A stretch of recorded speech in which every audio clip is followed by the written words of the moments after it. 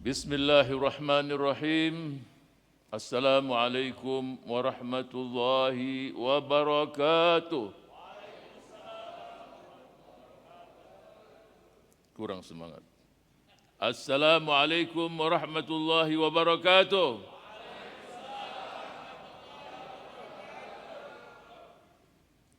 Alhamdulillahi wahdah, sadaqa wa'dah, wa nasara abdah, wa a'azza jundahu wa hazamal ahzaba wahdah.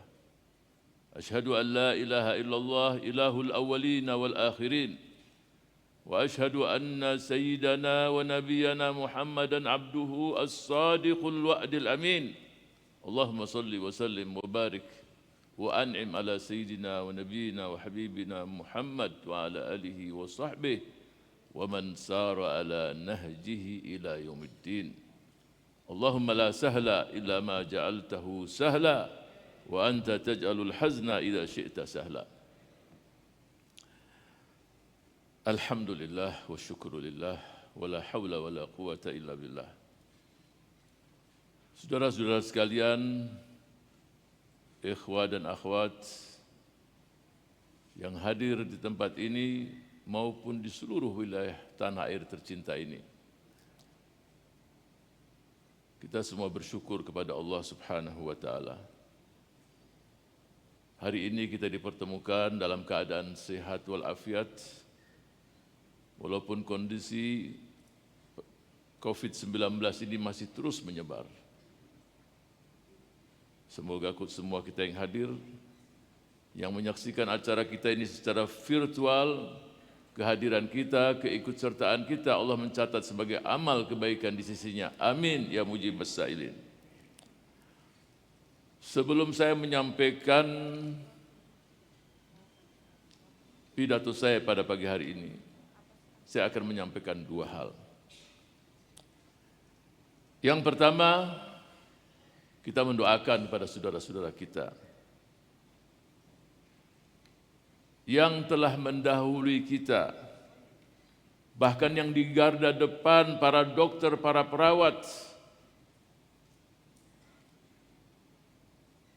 Semoga mereka yang gugur menjadi pahlawan bangsa, pejuang bangsa, pejuang kemanusiaan.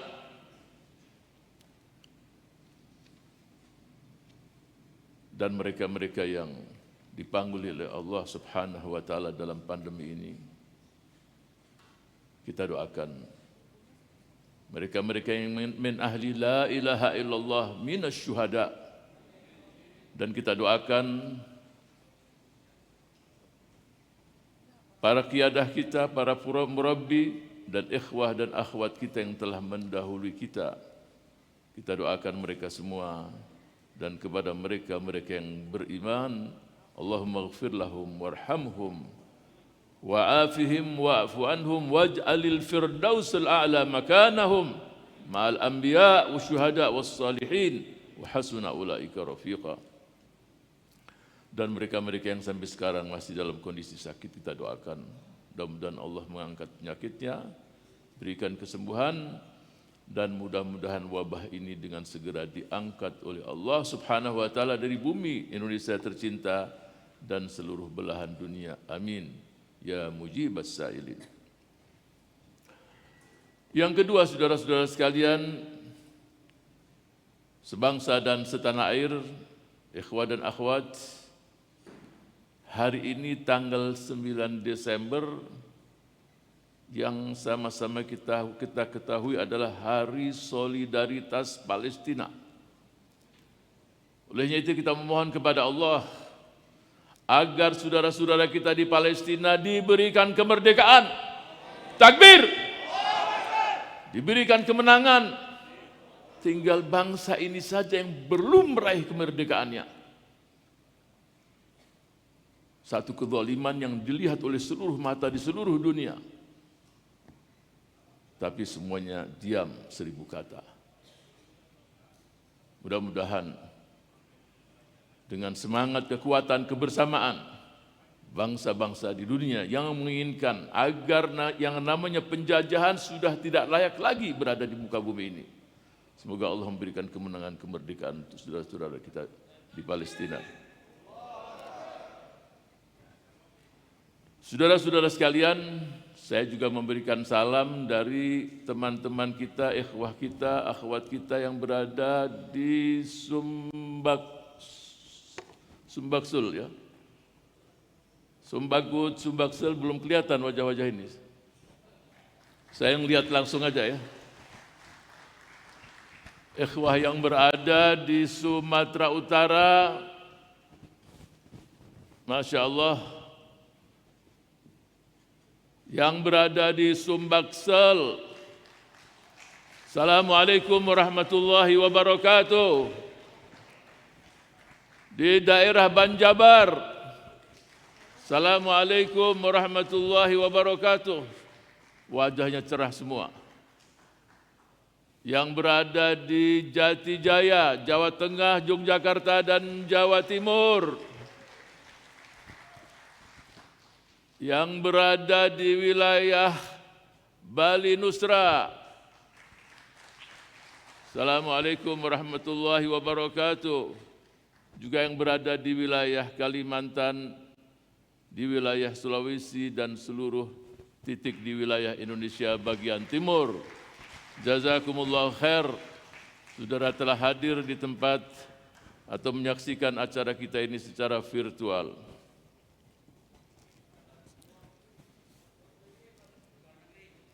Juga yang dari luar negeri, daerah mana ini? Yang dari luar negeri, Masya Allah. Assalamualaikum warahmatullahi wabarakatuh. Yang hadir di sini nggak kelihatan wajahnya semua, saking bersinarnya.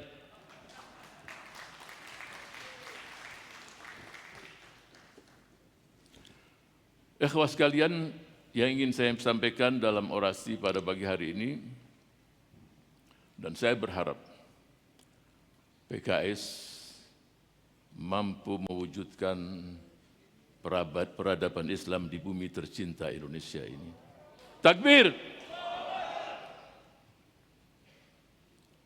Karena kita mayoritas di negeri ini sudah merupakan satu keniscayaan yang mayoritas tersebut mampu mengukir sejarah.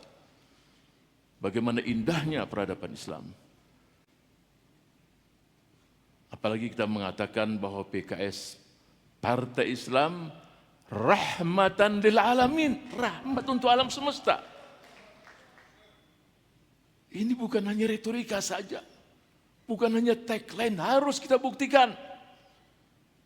Saya ingin bertanya kepada saudara-saudara sekalian, kader PKS yang berada di semua tempat, di seluruh wilayah tanah air dan di seluruh belahan bumi, siap mewujudkan Islam rahmatan lil alamin? Takbir! Pertanyaannya, bagaimana kita ingin mewujudkan itu semua? Yang pertama, langkah yang harus kita lakukan setiap kita harus mengenal Allah Subhanahu wa Ta'ala. Kita harus mengenal Rabb kita. Tadi sudah dibacakan Asma'ullahil Husna, Ar-Rahman, Ar-Rahim, Al-Ghafur, Maha Penyayang, Maha Pengasih. Setiap kita adalah khalifatullah. Sebarluaskan Asma'ullahil Husna. Irhamu man fil ardi, yarhamukum man fis sama.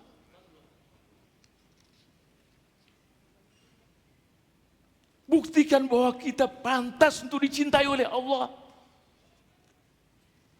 Tidak mungkin Allah akan mencintai seseorang kalau dia tidak mencintai sesamanya. Tidak memberikan kasih sayang kepada sesama anak manusia.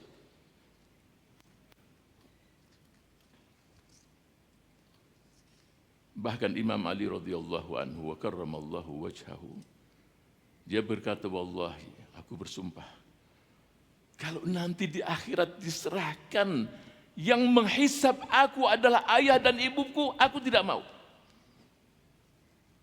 Aku inginkan Allah Subhanahu yang menghisab, memperhitungkanku Karena dia lebih rahman, lebih rahim dari bapak dan ibuku sendiri.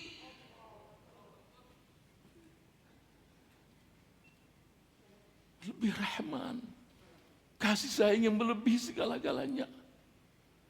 Kecintaannya kepada hambanya melebihi kecintaan seorang ibu yang lagi menyusui anaknya. Kalau hambaku datang dengan membawa dosa setinggi langit tidak menyekutukanku, aku akan berikan ampunan setimbal itu. 60-70 tahun maksiat, hanya 1-2 menit saja. Astaghfirullahaladzim. Tubna ilallah. Selesai semuanya. Sejauh mana kita sebagai kader-kader, sebagai anggota Partai Keadilan Sejahtera, pengenalan kita kepada Allah Subhanahu wa Ta'ala. Cintanya luar biasa. Bahkan Allah kalau sudah cinta dengan hambanya, dia katakan kepada malaikatnya, wahai malaikatku, aku cinta pada hambaku. Beritahu penduduk seluruh bumi agar mencintai hamba tersebut. Pernahkah kita mengungkapkan di keheningan malam sendirian, ya Allah, aku hambamu yang miskin, yang lemah, yang tidak punya kekuatan apapun. Amalku pas-pasan, ya Allah. Kalau aku ibadah tidak khusyuk, ya Allah, hanya ada di hatiku sesuatu. Inni uhibbuka ya Rabb. Aku cinta. Berapa banyak kenikmatan yang kau berikan padaku, ya Allah, yang aku balas dengan kemaksiatan. Aku cinta padamu, ya Rabb. Aku cinta pada Rasulmu. Orang kalau mengenal Allah Subhanahu wa Ta'ala, muncul segala gerakan penuh dengan berkah. Anggota tubuh pun bersyukur diciptakan Allah Subhanahu wa Ta'ala pada orang yang selalu tangannya membantu yang lemah, menyapa yang miskin, memberikan infak. Ini tangan bersyukur. Kalau Rasul kita sallallahu alaihi wasallam rahmat untuk alam semesta, sekurang-kurangnya kita rahmat untuk diri kita, untuk tubuh kita, untuk mata kita, untuk telinga kita, untuk kaki kita, untuk tangan kita. Apalagi kalau rahmat tadi terasa oleh tetangga, handai tolan, kampung kita, desa, kota. Itu yang pertama. Kalau kita membahas ini panjang, tapi semua kita punya peluang. Punya peluang mendapatkan posisi yang paling tinggi di dunia ini. Lebih tinggi dari presiden. Lebih tinggi dari jabatan-jabatan apapun semua yang ada di dunia ini. Semua kita punya peluang. Jabatan apa itu? Fadhkuruni adzkurkum. Ingatlah padaku. Sebutlah namaku, aku akan sebutkan namamu, wahai hambaku, pada seluruh penduduk langit. Bisa dibayangkan kalau seorang hamba namanya disebutkan oleh seluruh Allah, oleh seluruh penduduk langit, mendengar bagaimana Allah menyebutkan nama seorang hamba yang mungkin di bumi tidak dikenal, tapi dia masyhur dan terkenal oleh penduduk langit. Tidak mungkin kita akan melakukan satu perubahan peradaban, kontribusi peradaban Islam yang besar di negeri ini tanpa kita sendiri tidak beradab di hadapan Allah Subhanahu wa Ta'ala. Yang kedua, kita mengenal Rasul kita sallallahu alaihi wasallam. Tidak ada manusia yang diciptakan oleh Allah sejak Nabi Adam alaihi salam sampai kiamat melebihi baginda Rasul sallallahu alaihi wasallam. Sekarang saya ingin tanya, sejauh mana kedekatan kita, pengenalan kita, makrifah kita kepada baginda Rasul sallallahu alaihi wasallam. Orang kadang-kadang kalau membaca sejarah perang Badar, perang Uhud, kelihatannya serem semuanya. Kalau kita baca secara seksama, yang namanya pertempuran peperangan hanya 7%, 93% itu semua kita lihat bagaimana baginda Rasul Shallallahu Alaihi Wasallam dalam akhlaknya, dalam kemanusiaan, dalam budi pekertinya. Karena khuluquhul Quran 93% menceritakan tentang beliau.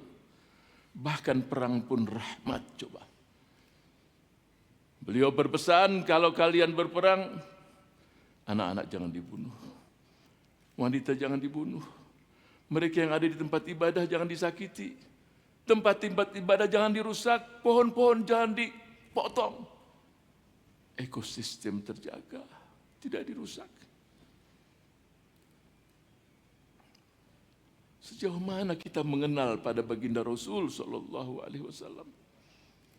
Rahmatan lil alamin, rahmat untuk alam semesta, coba.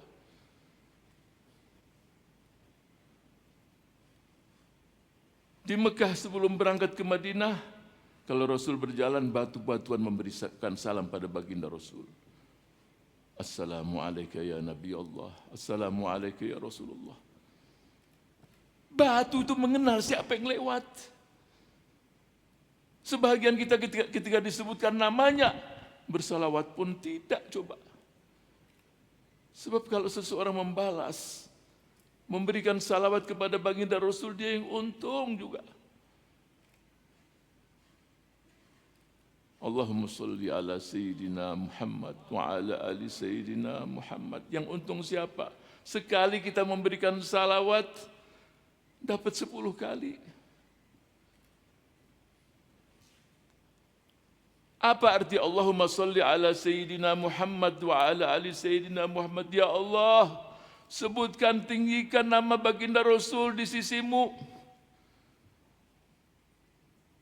Dapat kita 10 kali. 10 kali nama kita pun disebutkan oleh Allah pada penduduk langit juga. Jadi kalau dari Allah ke kita bukan doa.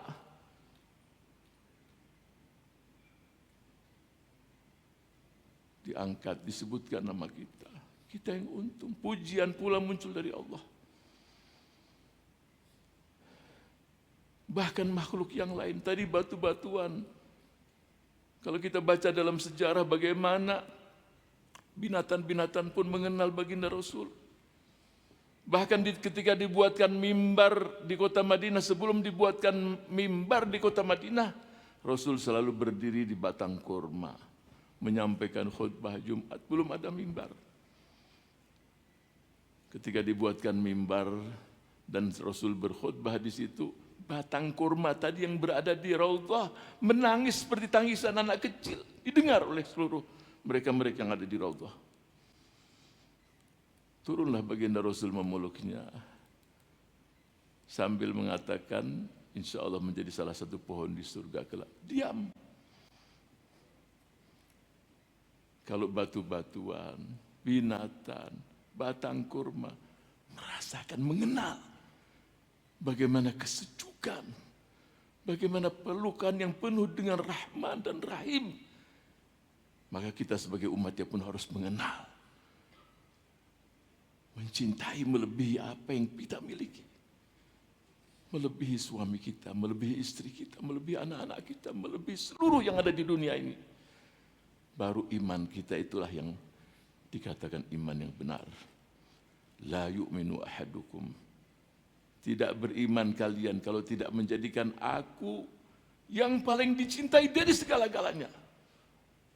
Bahkan ruh dan nyawa yang kita miliki, kita dahulukan kecintaan kita kepada baginda Rasul Sallallahu Alaihi Wasallam. Itu yang kedua, kita kenal benar. Untuk apa? Untuk kita jadikan suri, tauladan, qudwah dalam kehidupan kita. Bagaimana berumah tangga, bagaimana ini semua kita pelajari. Jadi tidak ada satu manusia pun di dunia yang seluruh kehidupannya itu ditulis semua selama 24 jam. Buktikan kepada saya sekarang seseorang yang ditulis biografinya Ketika dia tidur, dia nggak ada. Masalah-masalah yang khusus pun ditulis semua. Kana khuluquhul Quran. Bagaimana dengan istrinya, bagaimana dengan anak-anaknya, bagaimana, semua detail. Sedetail-detailnya semua.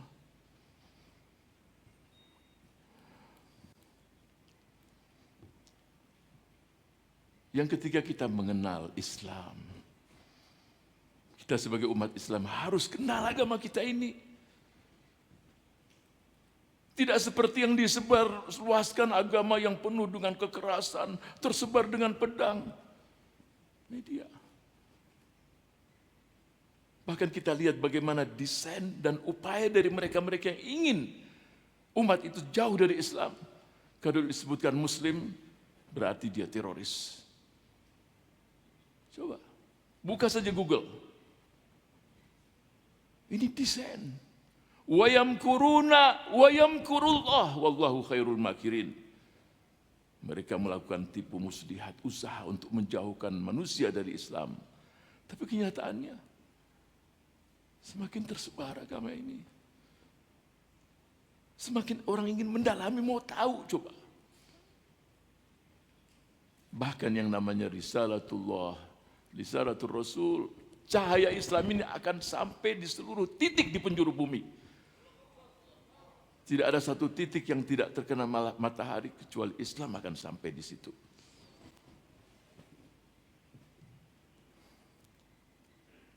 Tadi saya sebutkan, sudah saya jelaskan, kalau disebutkan Muslim berarti adalah ada Muslim berarti situasi di situ damai. Dari salam. Ada mukmin dari aman berarti sekitarnya aman semuanya. Itu aja sudah kita melihat. Muslim, mukmin, agama yang penuh dengan kedamaian, agama yang memberikan keamanan, tasamuh, kesantunan, agama yang memerintahkan kita untuk selalu berfikir, afala taqilun, afala tatafakkarun, ya ulil albab. Agama yang memerintahkan untuk kita beramal, berbuat. Hampir 250 sampai 300 ayat dalam Al-Quran tidak disebutkan iman, kecuali sesudahnya adalah amal. Illal ladzina amanu wa amilus sholihat. Jadi tidak ada dalam Islam itu kita diajarkan untuk berretorika saja, tidak ada. Suatu saat baginda Rasul SAW bertanya kepada sahabat-sahabatnya, masih pagi hari, siapa di antara kalian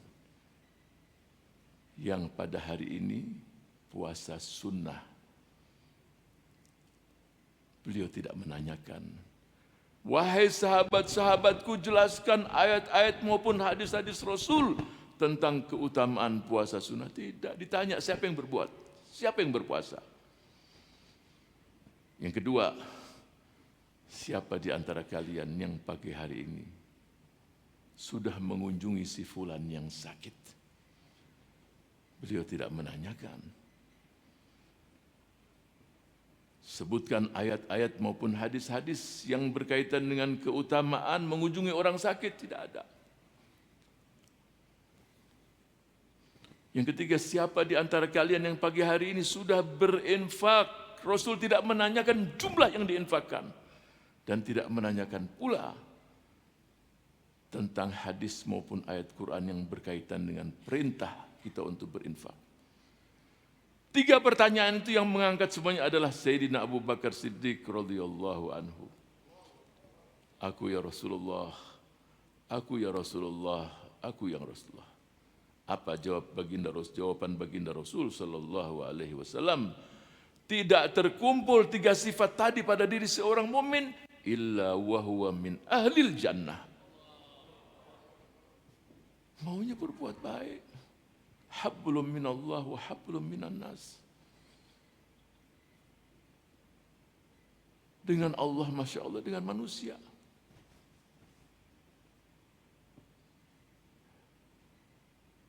Agama yang penuh dengan tasamuh. Rahmatan lil alamin. Tidak seperti yang disebarluaskan, bahkan banyak kita dapatkan mereka-mereka semakin mendalami Islam, semakin berinteraksi dengan umat Islam, beda situasinya. Ada suami istri turis wisatawan masuk ke daerah Muslim jam 9-10 malam, masuk ke perkampungan. Nah, ini di luar negeri. Dia tanyakan hotel, mau tinggal di hotel, di kampung itu enggak ada. Kemudian ada seseorang mengatakan, tinggal di rumah kami saja Bapak. Karena malam gelap, ya udah masuk, tidur mereka. Bangun pagi itu bukan rumahnya satu kamar. Yang punya rumah tidur di bawah pohon. Suami istri pakai selimut. Saat-saat dingin. Ketika dilihat yang punya rumah tidur di situ, dia datang, "Are you crazy? Kamu gila? Suruh saya tidur di kamar kamu, kamu tidur di sini." Inilah ajaran Islam, saudara.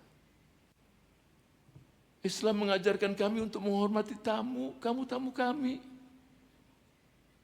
Dari situ dia belajar Islam, masuk Islam juga. Buat mereka nggak masuk di akal. Bagaimana Sahibul Bait yang punya rumah, tinggalkan tempat tinggalnya, tidur di bawah pohon, tamu yang dipersilahkan untuk tidur. Man kana yu'minu billahi wal yawmil akhir falyukrim dhaifahu. Ada seorang pelajar di salah satu perguruan tinggi, beasiswa, punya kamar lah. Kedangan datang suatu saat tamu, mau tidak tahu tidur di situ, non muslim. Dia persilahkan karena ranjangnya pas untuk satu orang. Suruh tidur saya di bawah. Buat mereka ini nggak masuk di akal. Jawabannya, kamu ini tamu saya. Nggak masalah saya di bawah dengan sejadah, cukup saya tidur di sini. Jadi agama yang indah semacam ini harus kita pelajari. Harus kita kenal. Kita lihat bagaimana sejarah-sejarahnya terus bagaimana. Berikutnya kita tinggal di negeri tercinta, Negara Kesatuan Republik Indonesia. Kalau kita ingin mengukir peradaban Islam di negeri yang sama-sama kita cintai, kita harus kenal negeri kita. Kalau kita ditanya berapa jumlah pulau-pulau di negeri ini, kita mampu menjawabnya, 17.508 pulau. Kalau antum nggak percaya, silahkan hitung sendiri. Walaupun sebagian pulau itu, kalau di malam hari, dia tenggelam. Di Kepri di mana. Antum tanya, mungkin saudara-saudara tanya, Ustaz sudah ngitung? Belum juga. Belum hitung juga, cuma membaca. Sudah membaca. Kita harus tahu berapa suku yang ada di negeri kita, berapa bahasa. Bagaimana kita akan mengukir satu dan membangun satu peradaban yang indah, peradaban Islam di negeri ini, kita nggak tahu negeri kita.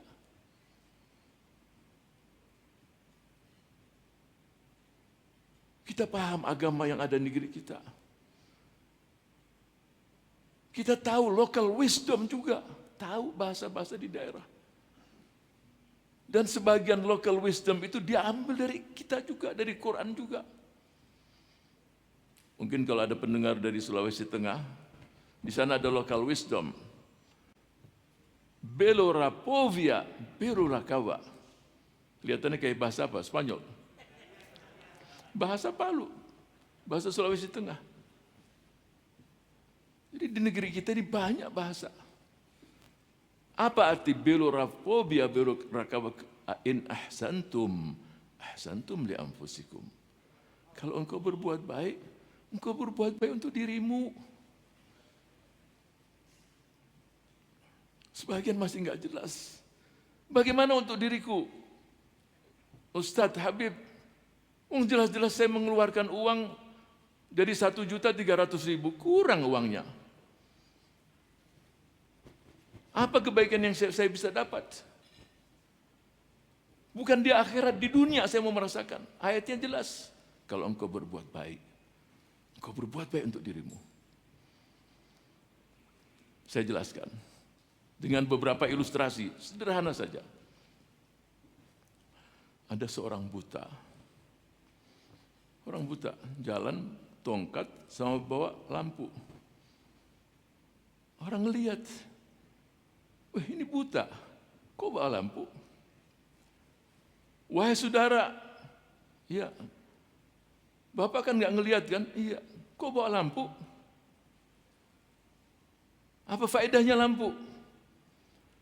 Dia katakan, benar aku tidak melihat, tapi aku menerangi yang di sekitar ini, supaya aku tidak tertabrak mobil, supaya aku tidak tertabrak.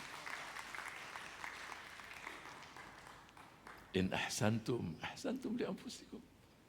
Siapa yang diuntungkan? Ya, yang orang buta tadi diuntungkan. Tidak ada yang menyakiti dia. Memberikan penerangan untuk orang lain, dia diuntungkan. Orang kaya di suatu kampung, rumahnya luar biasa mewah. Tidak ada penjaga. Karena dia baik dengan semua tetangga. Bahkan kunci rumahnya pun dititipkan kepada tetangga. Mereka yang menjaga rumahnya. In ahsantum, ahsantum li anfusikum. Dengan berbuat baik. Bahkan saya pernah mendapatkan seseorang yang hidupnya di bawah pas-pasan. Saya inginkan seluruh kader Partai Keadilan Sejahtera, anggota Partai Keadilan Sejahtera, yang mencintai negeri ini, mencintai bangsa ini, harus kita mampu melakukannya. Membuktikan bahwa inilah Islam yang indah. Banyak masalah di masyarakat bisa mampu dia selesaikan. Sedang dia sendiri pas-pasan, bahkan susah. Karena trust, kepercayaan yang dimiliki oleh orang tersebut. Kalau ada orang yang susah, dia tidak tinggal menghubungkan. Mengatakan kepada mereka-mereka yang kaya, yang mampu menyiapkan mobilnya, kalau si ibu tadi mau melahirkan, dibawa. Dan seterusnya. Jadi tidak ada alasan saya tidak mampu. Islam mengajarkan kita, kalau kita mengenal Islam dengan bagus, dan kita mengenal negeri kita, yang semangat gotong royong, tolong menolong itu selalu diwujudkan. Masih banyak local wisdom di setiap daerah di negeri kita. Yang berikutnya, membangun satu peradaban Islam. Tidak mungkin hanya membalik tangan, perlu kebersamaan. Kekuatan kita adalah kebersamaan. Tangan ini tidak mungkin akan mengangkat 20-30 kilo kalau tidak menyatu dengan tubuh. Coba lepas tangan ini. Tidak mampu berbuat apa-apa. Tapi dengan kebersamaan kita mampu membangun sesuatu yang sulit. Bangun kebersamaan. Nanti saya akan jelaskan lebih detail lagi dengan seluruh komponen bangsa. Buktikan bahwa kita siap untuk bersama-sama membangun negeri ini. Dan kita pun harus membuat satu konsensus bersama pada seluruh partai-partai politik di negeri ini. Ada tahapan-tahapan program yang kita sepakati bersama, tidak dirubah-rubah. Sehingga target untuk menjadi bangsa yang besar, bangsa yang diperhitungkan oleh bangsa-bangsa yang lain di dunia bisa kita wujudkan.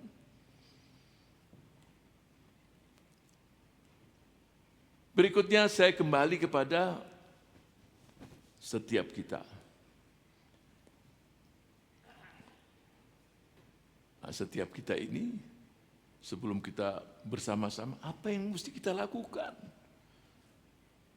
Kewajiban apa yang tidak ada tedeng alih-alih harus kita wujudkan? Harus kita berhasil. Pertama kita harus berhasil. Tadi saya sudah jelaskan, kenal pada Allah, kenal pada Rasul, kenal pada Islam. Kita harus berhasil untuk menggapai ridha Allah Subhanahu wa ta'ala. Sebab hidup sesaat. Dunia ini sesaat, jadikan untuk kita taat pada Allah. Kalau usia seseorang 60-70 tahun, bisa dikatakan setengahnya itu hilang untuk tidur dan makan. Dan ngelamun. Tambah lagi. Sebab ada profesi seseorang itu, setelah nggak ada kerjaan, olehnya itu di DKI ini saya lihat memang tidak ada pengangguran. Semuanya kerja. Hebat, paling hebat di seluruh dunia DKI. Lu kerjanya apa? Lu kerjanya ngomong aja, lu kerjanya ngelamun. Jadi semua kerja. Hebatnya DKI. Jadi daerah yang memang tidak ada pengangguran itu di DKI, ngelamun pun kerja. Terus apa lagi? Ya udah begitulah.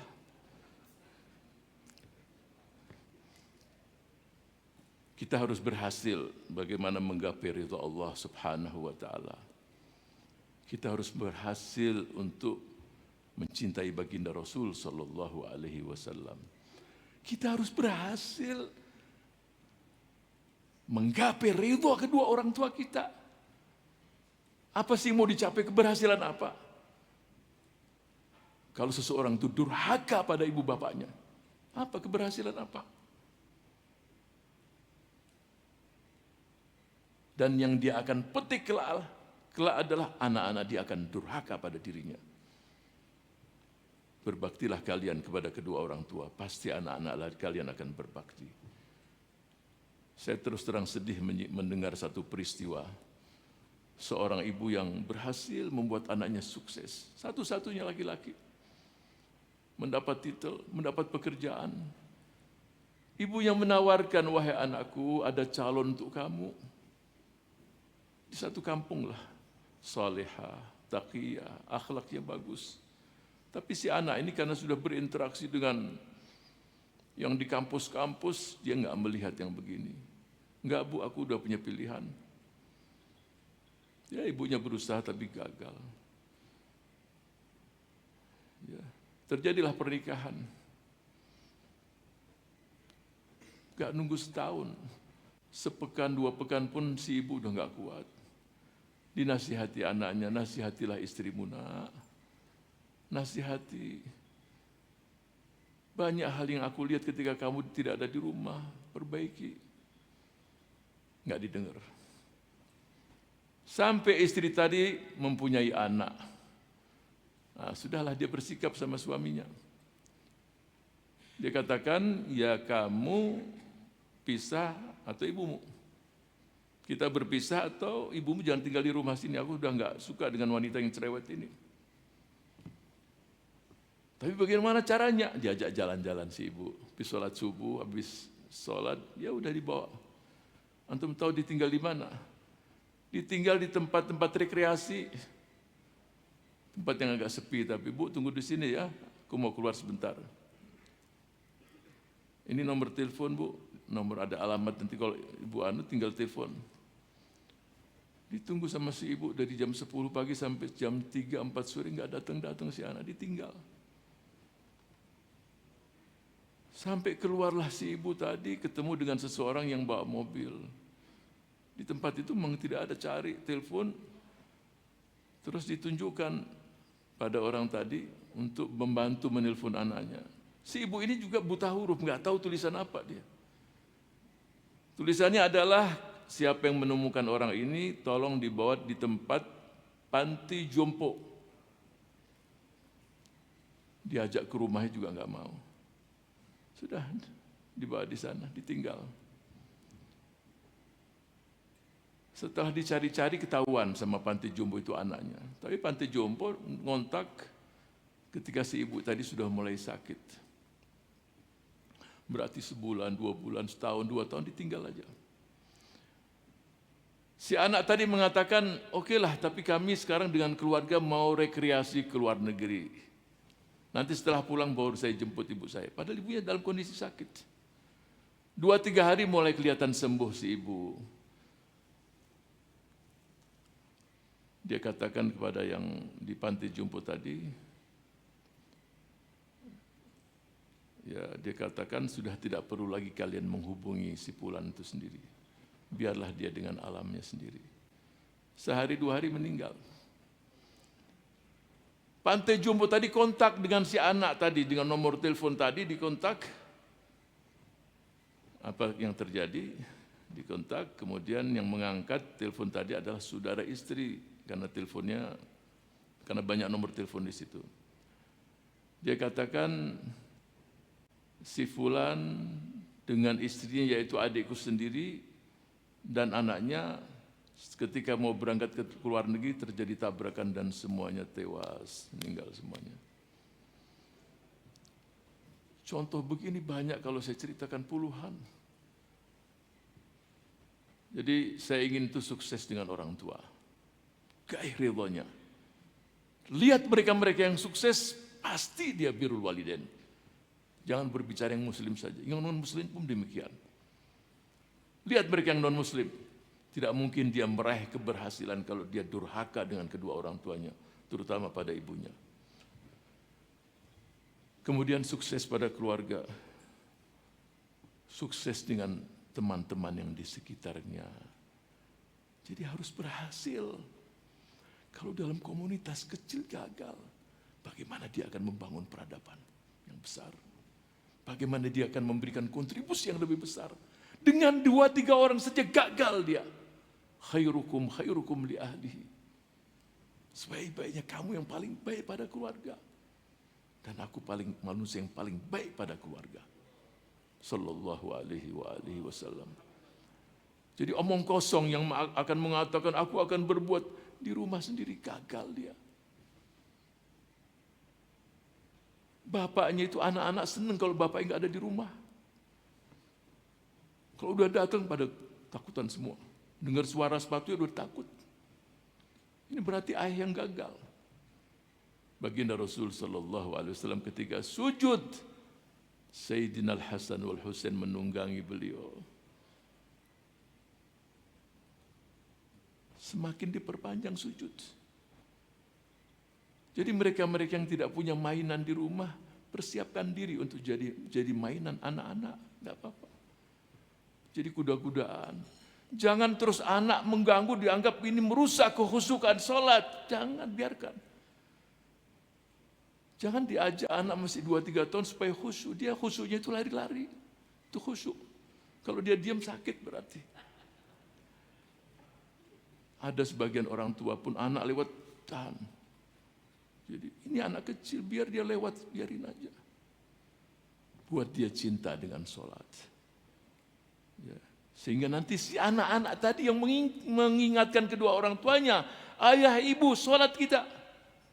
Dia bukan untuk sholat. Untuk jadikan bapak ibunya kuda-kudaan. Biarkan. Indahnya Islam. Jadi yang pertama itu. Yang kedua, kita ingin bagaimana kita mampu membangun, memberikan kontribusi untuk peradaban Islam di negeri ini. Kembali kepada diri kita.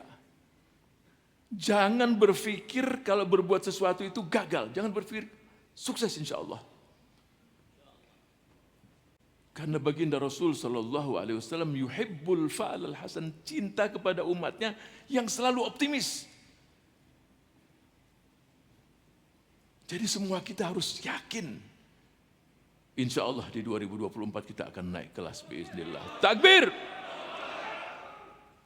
Bersama-sama dengan seluruh komponen bangsa membangun negeri. Harus yakin. Wala tayasu, jangan putus asa. Penemu lampu ini siapa namanya? Edison. Saudara tahu semua berapa kali dia sampai berhasil? 261 kali. Jadi sampai 260 itu gagal terus dia. Pasti dengan cara yang lain. Kalau kegagalan dalam cara-cara yang sama itu jahil murakkab. Udah jelas-jelas itu masuk ke jurang, masuk lagi. Ya cari jalan lain. Ini 260 dengan cara yang berbeda. 261 baru dia berhasil. Jadi tidak ada istilah tidak berhasil, insya Allah. Upayakan, dekati. Itu yang pertama. Banyak contoh-contoh yang lain. Yang miskin jadi kaya, berusaha terus. Ada contoh-contoh. Tapi itu contoh yang kita tahu semua. Berhasil ketika mencapai 261 kali. Yang kedua yang saya inginkan untuk kita bangkit, membangun semangat dan membangun peradaban Islam adalah Jangan selalu mengatakan, mencari alasan, mencari uzur untuk membenarkan perbuatan kita yang keliru. Jangan. Mendingan nyerah saja udah. Cari alasan, cari alasan. Kenapa terlambat? Oh macet ini. Itu alasan tidak bisa diterima. Kalau tahu daerah macet, bermalam di sini kalau perlu. Tidur.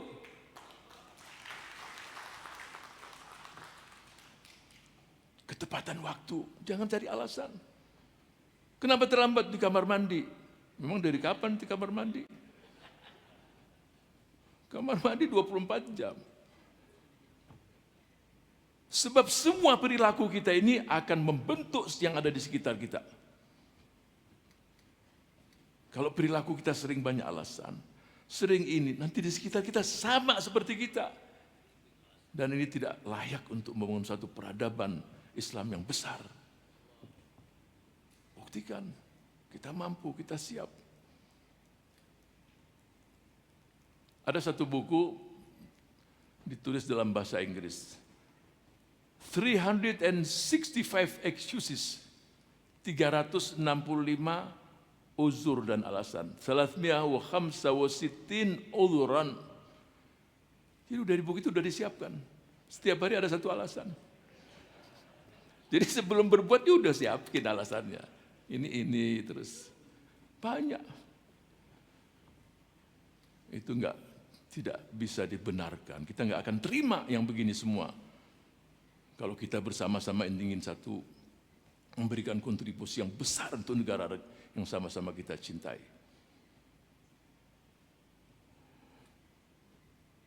Yang berikutnya adalah kita inginkan anggota Partai Keadilan Sejahtera, kader Partai Keadilan Sejahtera, memiliki akhlak yang tumpah-tumpah, tidak pas-pasan. Dan punya kemampuan berinteraksi dengan siapapun dalam negeri yang sama-sama kita cintai. Mau beda partai, beda suku, beda agama, bahkan yang sama dengan mereka-mereka yang membenci pun kita mampu untuk berinteraksi.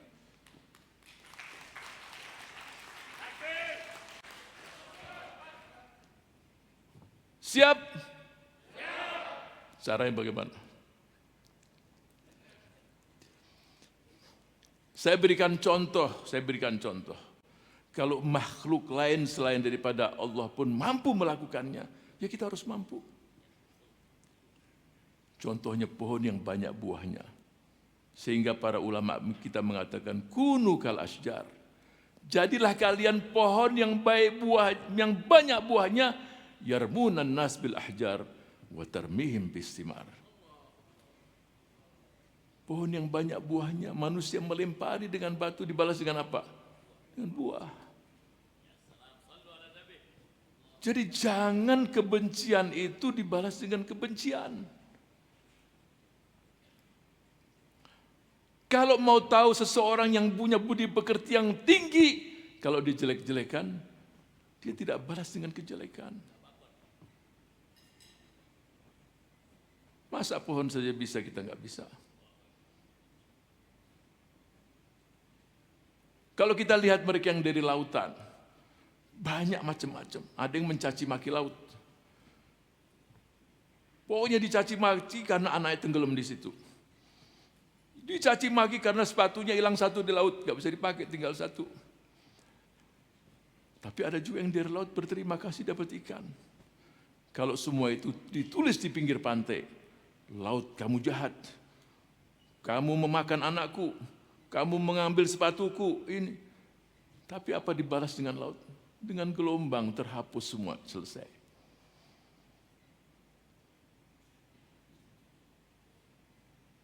Jadi kalau mau lihat seseorang, akhlaknya, lihat ketika dia marah. Antum di sini kelihatannya orang-orang yang tidak pernah marah semuanya. Kalau melihat wajah-wajah ini wajah yang sangat santun. Tapi wallahu alam kalau di rumah kita nggak tahu.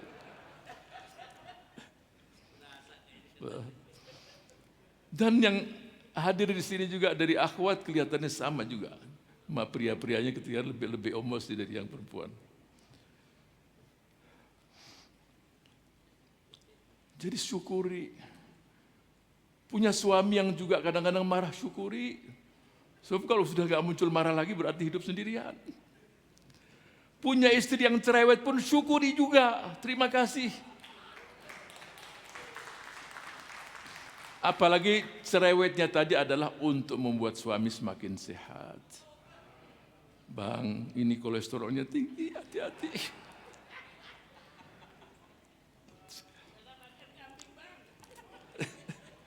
Bang, hati-hati ini. Artinya sejak muda sampai tua nggak pernah makan ini. Waktu mau makan nggak boleh juga. Apa nggak sedih?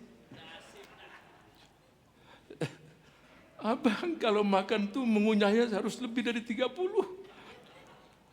Padahal gigi sudah ompong lagi. Tapi syukuri. Jadi bersyukur. Cuma yang paling penting adalah kalau kita marah-marah karena Allah, cinta karena Allah, itu yang penting. Jangan marah hanya berkaitan dengan kurang garam dikit sudah emosi. Padahal istri sudah memasak sejak pagi. Ya, atau sebagian juga sudah dimasak tapi dihangatkan kembali, udahlah kurang lebih. Dan mudah sekali untuk memperbaiki kita supaya tidak emosi. Ketika marah, coba ngelihat wajah di kaca. Antum coba lihat. Kenal nggak dengan wajah ini? Lain wajah itu waktu marah. Ya. Dan sekarang masing-masing kita coba pulang, mampu ini yang sering marah. Tapi yang nggak pernah marah sudah aman-aman saja. Yang sering marah coba dalam sepekan ini kita tidak marah. Nah itu hebat. Nggak perlu diceritakan pada kami, tapi coba latihan sendiri-sendiri. Ada seseorang sampai 17 tahun tidak pernah marah dia. Hebat tuh.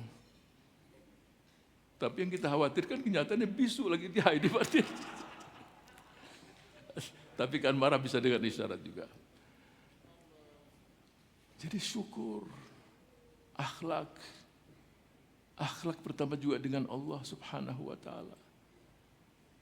Ketika banyak tamu di rumah, alhamdulillah ya Rabb.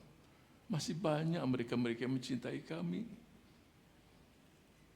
Ketika suami keluar rumah, istri di rumah tanpa pembantu membersihkan, alhamdulillah ya Allah, kami masih memiliki rumah. Ketika anak-anak rewel ribut sana sini, alhamdulillah ya Allah, Engkau masih mengkaruniakan kami anak sebagai pelita hati. Banyak mereka-mereka. Suami emosi, alhamdulillah masih punya suami. Istri cerewet, alhamdulillah. Walaupun seperti saya katakan tadi, yang namanya hati itu kita juga bisa mengatur sendiri, melatih. Jadi jangan terus, wah ini udah turunannya emosi. Jangan. Ya, semua bisa dirubah. Dengan mereka-mereka yang di luar kita, yang non-muslim bagaimana? Akhlak. Banyak yang bisa kita lakukan untuk membangun kebersamaan di negeri ini. Bantu, silaturahim, berbagi, saling tolong menolong. Bahkan yang benci pun datangi coba. Saya yakin kalau ada seseorang yang benci dengan kita, kita datangi, nggak mungkin diusir. Apalagi kita ingin membuat kegiatan di daerah tersebut, datangi. Bapak, mohon izin kami akan membuat satu kegiatan atau ada ceramah di kota ini. Mampir dengan dia. Bapak adalah tokoh di sini, orang yang paling dihormati. Kami mohon izin, kami ini, senang dia. Jadi untuk membangun Indonesia yang bagus ke depan, yang kita banggakan, yang kita mampu mengukir peradaban Islam di situ, laksanakan ini semua. Khairukum anfa'ukum linnas, sebaik-baiknya kamu yang paling banyak manfaatnya untuk bangsa ini. Semua kita lakukan. Saya yakin semua kita insya Allah mampu untuk mewujudkannya. Amin ya mujibus sa'ilin. Saya tidak ingin berpanjang lebar, masih banyak lagi acara-acara yang ingin kita lakukan. Tapi ingin saya tanya di sini. Yang ingin saya tanyakan kepada antum, pada saudara-saudara sekalian. Apakah kita siap bersama-sama untuk membangun negeri yang sama kita cintai? Siap kita menjadi orang-orang membela negara? Siap bela negara? Takbir. Siap melayani rakyat? Siap melayani rakyat?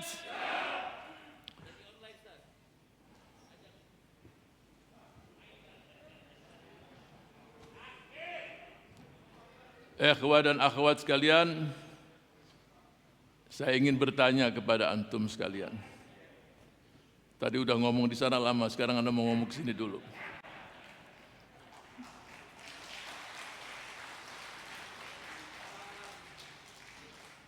Siap mewujudkan negara kesatuan Republik Indonesia yang diisi dengan nilai-nilai Islam rahmatan lil alamin.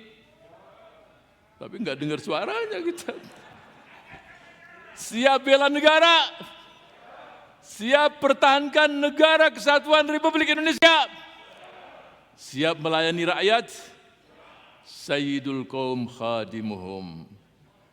Kemudian terakhir saya ingin semua kita mampu mengukir sejarah di negeri tercinta ini. Semua kita. Berikan sesuatu yang tidak akan dilupakan oleh sejarah bangsa ini. Yang akan dikenang. Setiap kita punya plus, punya sesuatu yang tidak dimiliki oleh orang lain. Tadi saya menceritakan orang yang pas-pasan hidupnya. Tapi dia mampu mengukir sejarah di kampungnya. Tidak ada satu masalah pun kecuali terselesaikan.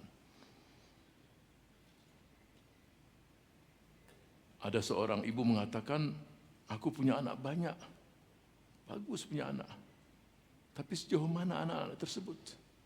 Al-Imamul Jauzi, dalam kitabnya Al-Mudhish, dia menceritakan seorang ibu yang punya anak 7. Dan semuanya hafadhatul Quran. Dan semuanya mereka menjadi para syuhada. Al-Mudhish. 7 anak. Semua hufad dan semua sebagai syuhada. Dan di zaman kita ini juga saya temukan seseorang punya anak 6. Mereka juga hafadhatul Quran dan berhasil mencapai S3 semuanya. Takbir! Semua kita mampu. Kepala daerah, bupati, gubernur, wali kota, RI 1, wapres, apapun posisinya. Dia mampu membuktikan di desanya, di daerahnya, di kabupatennya, di kotanya. Daerah yang ramah anak-anak, ramah lansia. Kemiskinan menurun, mampu mengukir sejarah. Semua kita mampu untuk melakukan hal-hal tersebut. Insya Allah dengan kebersamaan kita mampu membangun negeri yang sama-sama kita cintai. Dengan kebersamaan kunci keberhasilan dan kesuksesan. Siap mewujudkan itu semua? Siap. Takbir. Sallu ala Nabi. Wallahul muwaffiq ila aqwamit thariq. Wassalamualaikum warahmatullahi wabarakatuh.